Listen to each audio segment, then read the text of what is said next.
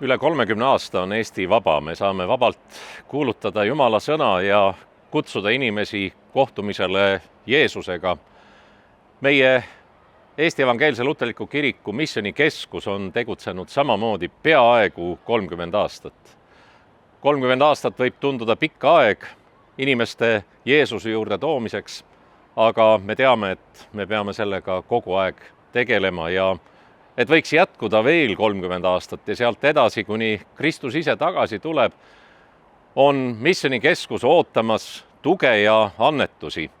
Näiteks 30 eurot 30 aasta puhul võiks ju annetada missionikeskuse toeks või teha hoopis püsikorraldus ja toetada missionitööd Eestimaal ja mujalgi.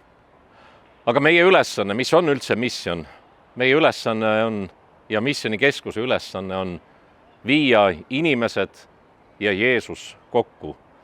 Siis hakkab toimuma ka muutumine, sest inimesed ei saa ise korda, inimesed ei saa niimoodi korda tehtud, nagu me kirikuid remondime, aga Jeesus võib muuta inimesi. Ja kõige olulisem ei ole mitte see, et meil siin oleks hästi. Lisaks sellele, et meil siin oleks elu õnnelik, tahame me ju ka olla Jumala riigis ja igavikus õnnelikud, kuhu Jeesus meid ühel päeval kutsub.